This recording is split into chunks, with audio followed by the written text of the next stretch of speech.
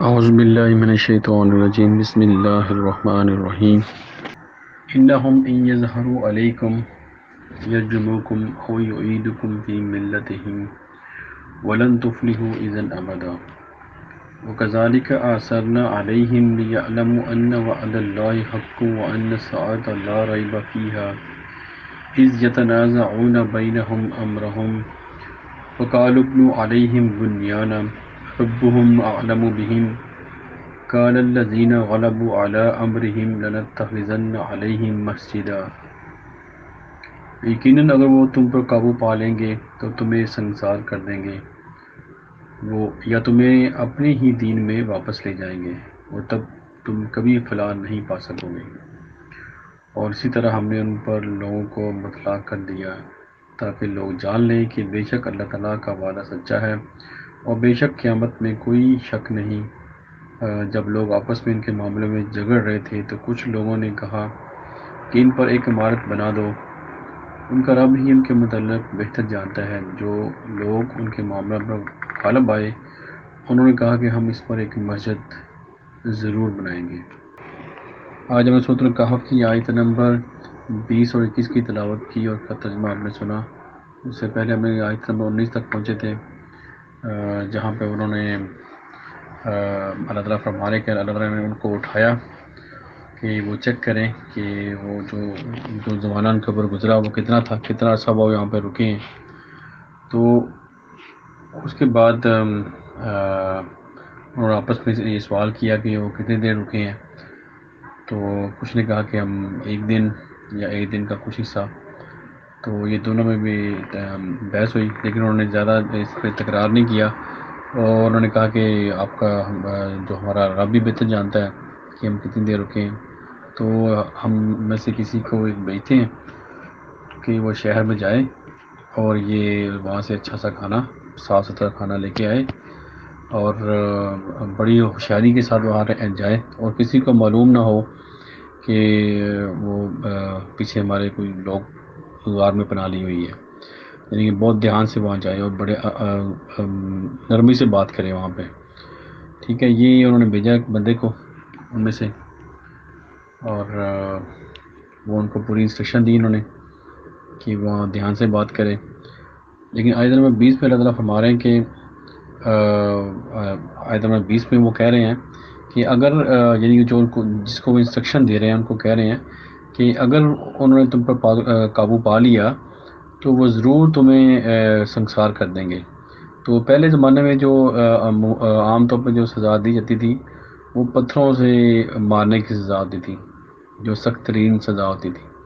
تو اس لیے یہاں پہ انہوں نے اسی خدشے کا اظہار کیا کہ اگر وہ تم پہ انہوں نے قابو پا لیا تو وہ ضرور تمہیں سنسار کریں گے۔ تو وہ تو اس حساب سے بات کر رہے تھے کہ اگر وہ یعنی کہ وہی سے ان کے مائنڈ میں تو یہی تھا کہ وہ وہی زمانہ، وہی بادشاہ، وہی لوگ ہیں، تو اس حساب سے ان کو انسٹرکشن دے رہے ہیں کہ اگر تم پر قابو پا لیا تو وہ ضرور تمہیں سنسار کریں گے، ٹھیک ہے۔ اور یا پھر تمہیں وہ کہہ رہے ہیں کہ وہ تمہیں اپنی دین میں شامل کر لیں گے۔ تو یہ دوسرا جو ان کے اندر ڈر تھا کہ ایک تو وہ تمہیں سزا دیں گے فزیکلی، اور دوسرا اگر فزیکلی سزا دینے کے بعد یقیناً وہ ہمیں اپنے دین میں شامل کر لیں گے۔ تو اس کے اوپر وہ کہہ رہے ہیں کہ یہ اگر ایسا ہو گیا، جو ان کا خدشہ تھا، اگر ایسا ہو گیا تو ہم کبھی بھی فلاح نہیں پا سکیں گے۔ تو یہ فلاح جو ہے نا، فلاح یہ ہوتی ہے کہ جو اصل جو کامیابی ہے کہ اللہ تعالیٰ ہم سے راضی ہو جائے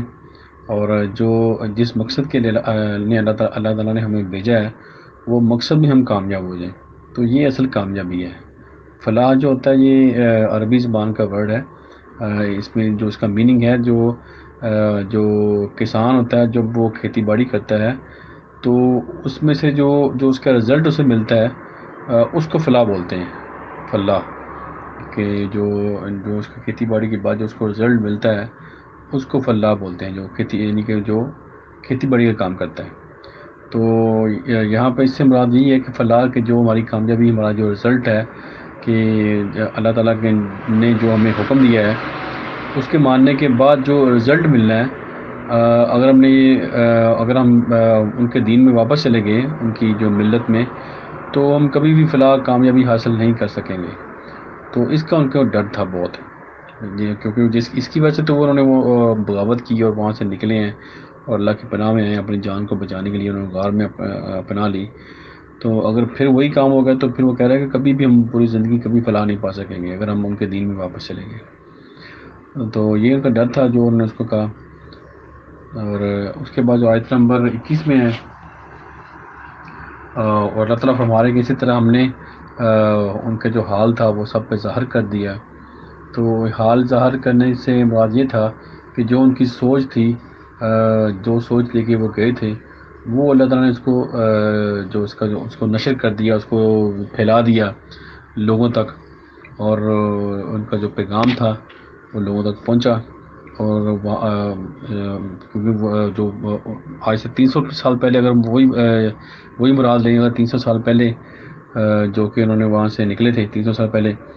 تو 300 سال بعد تو وہ پورے حالات چینج ہو چکے تھے. 300 سال بعد حالات چینج ہو چکے تھے اور بادشاہ بھی چینج ہو چکا تھا. تو ان کا جو حالات تھے وہ ان کی سٹوری بہت فیمس تھی کہ وہ سب لوگوں کو پتہ تھا کہ یہاں ایسے لوگ تھے جنہوں نے بادشاہ سے نکل کے جان بچائی، لیکن پتہ نہیں تھا کہاں چلے گئے. تو وہ اللہ نے ان کو ظاہر کر دیا کہ یہ جو لوگ تھے یہ وہی ہیں سابق کہا. ایک یہ رائے ہے. دوسری رائے اس میں یہ ہے کہ جیسے میں نے پہلے کہا تھا کہ انہوں نے فزیکلی انہوں نے کچھ ورک کیا ادھر، کچھ رائٹنگ انہوں نے جو لکھ کے وہ بیچتے رہے ہیں. تو اس کے بعد جو اس کے نتیجے میں جو انقلاب برپا ہوا، تو دونوں صورتوں میں وہ رزلٹ سیم ہی ہے کہ اللہ تعالیٰ نے ان کو ان کے حال پہ ان کا حال سب کے اوپر ظاہر کر دیا کہ سب کو ان کی حقیقت کا پتہ چل گیا کہ یہ بہت عظیم لوگ ہیں اور انہوں نے بہت عظیم جو مقصد کے لیے وہ یہاں سے گئے تھے ابھی یہ واپس آ گئے ہیں. تو تب تک تو وہاں پہ جو بادشاہ بھی چینج ہو چکا تھا اور جو ان کے خیالات تھے وہ بھی بالکل جو ان کے مطابق ہی ہو چکے تھے. تو یہ اللہ نے ان کے اوپر ظاہر کر دیا. تو آگے اللہ تعالیٰ فرما رہے ہیں کہ یہ اس لیے ہوا کہ اللہ تعالیٰ کا وعدہ سچا ہے اور اللہ تعالیٰ کا جو وعدہ سچا ہے اور اس میں کوئی شک نہیں کہ قیامت ضرور آئے گی. تو ایک تو یہ ہو گیا. دوسرا یہ اللہ کا وعدہ سے مراد یہ ہے کہ جو انہوں نے محنت کی اس کا جو رزلٹ ہے وہ ان کو نظر آ گیا کہ انہوں نے دیکھ لیا کہ ان کی جو محنت کا سرا تھا وہ یہ تھا کہ وہ جو ایک انقلاب برپا ہوا اور پوری جو شہر تھا جس شہر میں وہ نکلے تھے وہ بالکل تبدیل ہو چکا تھا. تو اگر ہم اس میں دیکھیں تو ہمیں دو چیزیں اس میں پتہ چلتی ہیں کہ اگر ہم ایک سوچ لے کے اللہ کی مقصد کے لیے کھڑے ہو جائیں تو صرف سوچ بدلنے سے بھی اللہ تعالیٰ جو حالات ہیں وہ ارد گرد کے بدل دیتے ہیں. ایک وقت آتا ہے کہ وہ ان کی سوچ جو ہے وہ بھی رزلٹ لے کے آتی ہے. ظاہر انہوں نے پریکٹیکل سٹیپ لیا پھر ہی چینج آئی نا. اگر وہ کچھ پریکٹیکل سٹیپ نہ لیتے تو شاید وہ چینج نہ آتی. انہوں نے پریکٹیکل سٹیپ لیا تو انہوں نے اپنی جان بچانے کے لیے اور اپنا ایمان بچانے کے لیے وہ غار میں پناہ لی اور اس کی برکت سے اللہ تعالیٰ نے پھر تبدیلی لے آئی بار. اور دوسرا جو انہوں نے جو ورک کیا اور دوسری جو سوچ ہے کہ وہ جو انہوں نے ورک کیا تو اس کی وجہ سے وہ انقلاب برپا ہوا ہے. تو یہ اللہ کا وعدہ تھا کہ جو بھی انسان محنت کرتا ہے اس کو ضرور اس کا صلہ دیا جاتا ہے. تو یہ تھا اس کا. اور دوسرا جب عام طور پہ شروع سے دیکھیں یہ چلا آ رہا ہے کہ جب کوئی ایسے لوگ جو کہ اللہ کے بندے ہوتے ہیں وہ مشہور ہو جاتے ہیں، جو کوئی ایسا کام کرتے ہیں تو کچھ لوگ وہ اس بیچ میں جو گمراہ لوگ ہوتے ہیں وہ اس کو غلط مطلب لے لیتے ہیں. وہ اس کو اتنا اوپر لے جاتے ہیں کہ وہ اللہ کے کہہ لیں کہ وہ شرک میں لے جاتے ہیں. جیسے کہ اب جو بت پرستی ہے یا اور جو قبر پرستی ہے یا کسی انسان کو اتنا اوپر لے جانا کہ وہ اس کو یعنی کہ شرک کے درجے تک پہنچا دینا کہ وہی کام جو اللہ تعالیٰ کرتے ہیں وہی انسان سے بھی وہی امید لگا لیتے ہیں. تو پھر یہاں پہ دو گروپوں میں بحث ہوئی کہ یہ جو لوگ ہمیں ملے ہیں یہ جو اصحاب کہف بہت عظیم لوگ ہیں تو ہم ضرور یہاں پہ ایک کوئی عمارت بنائیں گے، کوئی یادگار بنائیں گے تاکہ لوگ یہاں پہ آئیں اور ان کی جو بھی رسم و رواج تھے جو اس دور میں جو لوگ تھے شرک کرتے تھے تو ایسا پھر وہ بنانا چاہتے تھے نظام. کہ وہاں پہ بابرکت کے لیے ان کی لوگ یہاں سے آ کے اپنی مرادیں پوری کریں، چلے کاٹیں، یا جو بھی جو گمراہی کی باتیں ہوتی ہیں، بدعت، وہ اس طرح کا کام کرنا چاہتے تھے۔ لیکن ایک جو گروپ تھا وہ یہ چاہتا تھا کہ یہاں پہ ایک مسجد بنے، کیونکہ مسجد اللہ کا گھر ہوتا ہے، اور وہاں پہ ایک تو عبادت ہوتی ہے، اور دوسری جو مسجد کا مقصد یہ تھا کہ یہاں پہ جو ان کا پیغام ہے وہ آگے پھیلایا جائے۔ تو اللہ تعالیٰ فرما رہے ہیں کہ یہ جو دوسری سوچ والے لوگ تھے وہ غالب آئے، اور انہوں نے وہاں پہ مسجد بنائی اس کے اوپر۔ ٹھیک ہے، ابھی آج تک یہ بالکل ہمیں نہیں پتہ چل سکا، یہ پتہ چل سکا یہ کہ اس کی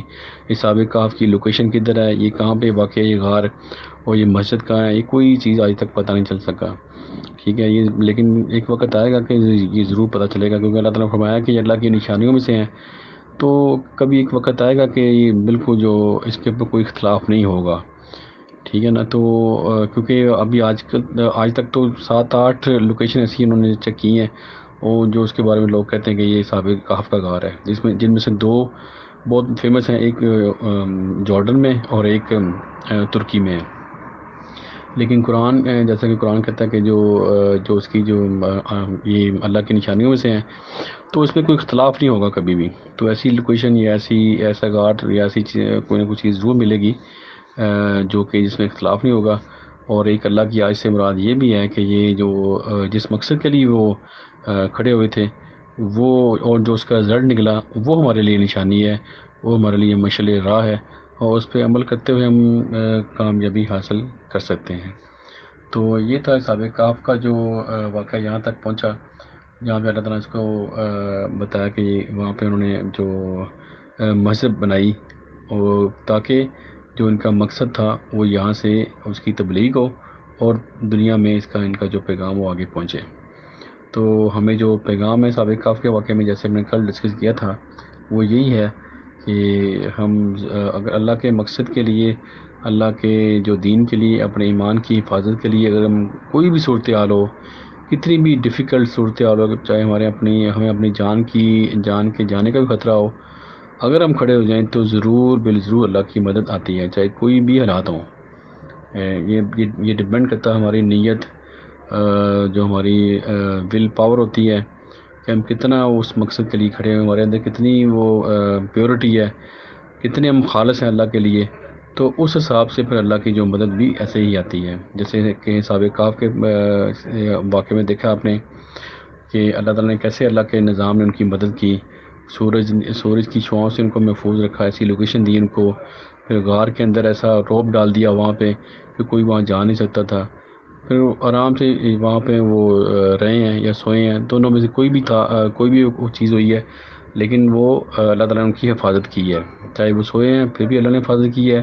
چاہے وہ وہاں جا کے انہوں نے کچھ کام کیا ہے جو انقلابی کام،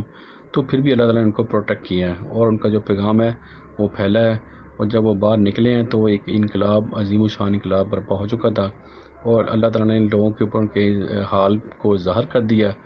اور اللہ تعالیٰ نے فرمایا کہ اللہ کا وعدہ سچا ہے، اللہ کا وعدہ یہ ہے کہ جو بھی انسان عمل کرتا ہے اس کا رزلٹ ضرور آتا ہے۔ تو اللہ تعالیٰ ہمیں بھی توفیق دے کہ ہم بھی اپنے ایمان کی حفاظت کے لیے کھڑے ہو جائیں، تو اللہ تعالیٰ ضرور ہماری بھی مدد کریں گے۔ یہ تو ایمان ہے، اس کے علاوہ کوئی بھی اور بھی کسی اچھے مقصد کے لیے آپ کھڑے ہو جائیں گے تو اللہ تعالیٰ ضرور آپ کی مدد کرے گا۔ جزاک اللہ خیر، صدق اللہ العظیم۔